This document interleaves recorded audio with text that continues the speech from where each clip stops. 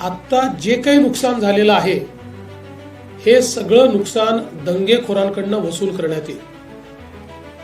त्याची सगळी किंमत काढली जाईल आणि ते दंगेखोरांकडनं वसूल केलं जाईल आणि दंगेखोरांनी ते पैसे भरले नाहीत तर त्यांची प्रॉपर्टी विकली जाईल। काही पत्रकारांनी चित्रीकरण पोलिसांपर्यंत दिलेलं आहे। अशा सगळ्या चित्रीकरणामध्ये जे दंगेखोर दिसत आहेत त्यांच्यावर अटक करण्याची कारवाई पोलिसांनी सुरू केली आहे। आता जर अशा प्रकारे दंगेखोरांना सरळ केलं नाही तर त्यांना अशी सवय पडेल, म्हणून याच्यामध्ये कुठलाही टॉलरन्स हा पोलीस विभाग करणार नाही। औरंगजेबाच्या कबरीच्या मुद्द्यावरून सुरू असलेल्या वादादरम्यान सोमवारी संध्याकाळी नागपुरात मोठा हिंसाचार झाला होता। या हिंसाचारानंतर नागपूरमध्ये अनेक भागात संचारबंदी लावण्यात आली। अजूनही काही भागात कडेकोट पोलीस बंदोबस्त तैनात आहे। दरम्यान हिंसाचाराच्या या घटनेनंतर मुख्यमंत्री देवेंद्र फडणवीसांनी या संपूर्ण घटनेचा आढावा घेतल्यानंतर माध्यमांशी संवाद साधलाय। पाहूया मुख्यमंत्री फडणवीस काय म्हणाले। नागपूरमध्ये जी काही घटना झाली त्या घटनेच्या अनुषंगाने आज त्याचा पूर्ण आढावा नागपूरचे पोलीस आयुक्त, रेंज आयजी, एसपी आणि सर्व वरिष्ठ अधिकारी यांच्या उपस्थितीत मी घेतला। एकूण घटनाक्रम आणि त्यानंतर केलेली कारवाई या सगळ्या गोष्टींच्या संदर्भातला हा आढावा होता। मुळातच काही गोष्टी मी सभागृहात देखील या संदर्भातल्या स्पष्ट केल्या होत्या की एक जी काही औरंगजेबाची कबर सकाळी जाळण्यात आली आणि त्याच्यानंतर काही लोकांनी तक्रार केली, पोलिसांनी तक्रार देखील ती दाखल करून घेतली। मात्र या ठिकाणी कबर जाळत असताना कुराणच्या आयत लिहिलेली चादर जाळली, अशा प्रकारचं एक भ्रम तयार करून काही लोकांनी सोशल मीडियाच्या माध्यमातून एक अपप्रचार केला आणि त्यानंतर मोठ्या प्रमाणात जमाव संध्याकाळी तयार झाला। जमावाने तोडफोड केली, दगडफेक केली, गाड्या फोडल्या, लोकांवर हल्ला केला। पोलिसांनी जवळपास 4-5 तासामध्येच या संपूर्ण दंगलीला आवर घातला।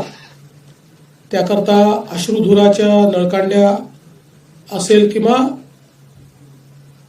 त्या ठिकाणी इतर प्रकारच्या प्रतिबंधात्मक ज्या गोष्टी करण्याची आवश्यकता होती त्या सर्व गोष्टी या पोलिसांनी केल्या।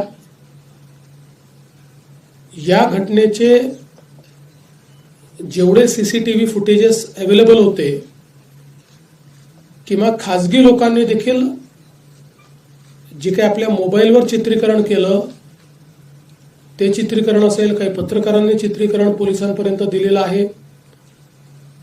अशा सगळ्या चित्रीकरणामध्ये जे दंगेखोर दिसत आहेत त्यांच्यावर अटक करण्याची कारवाई पोलिसांनी सुरू केली आहे।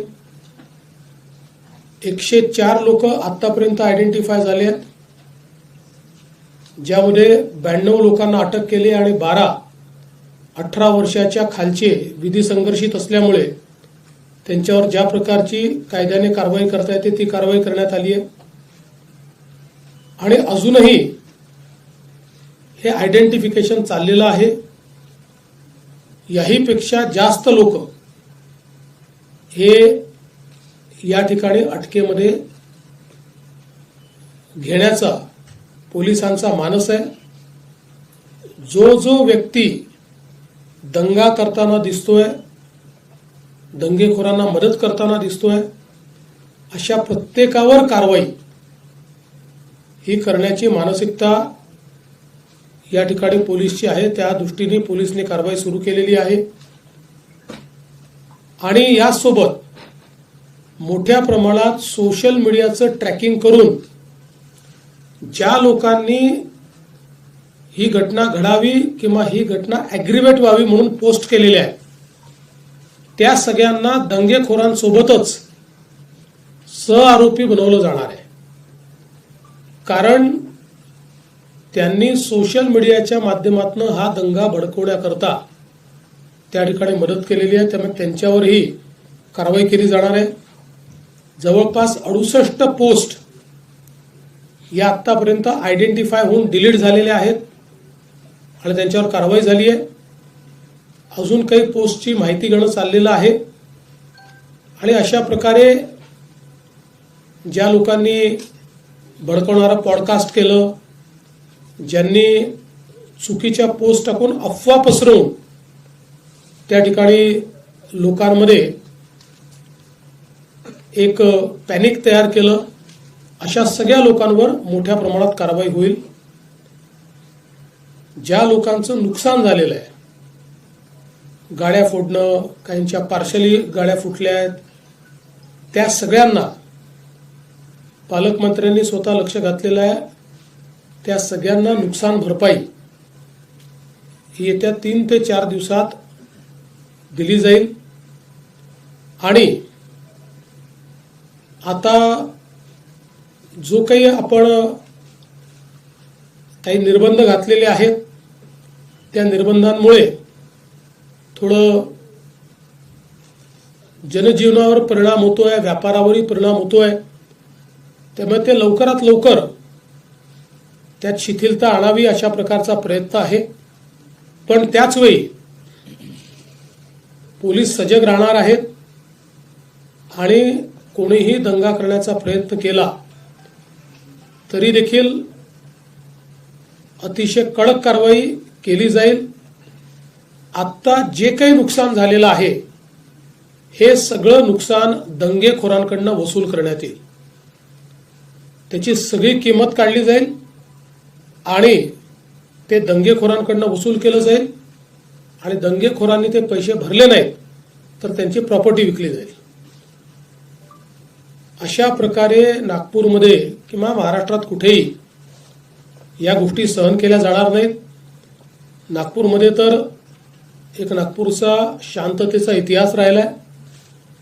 1992 नंतर नागपूरला कधीही मेजर अशा प्रकारचा इन्सिडन्स झालेला नाही. छोटे मोठे झाले असतील.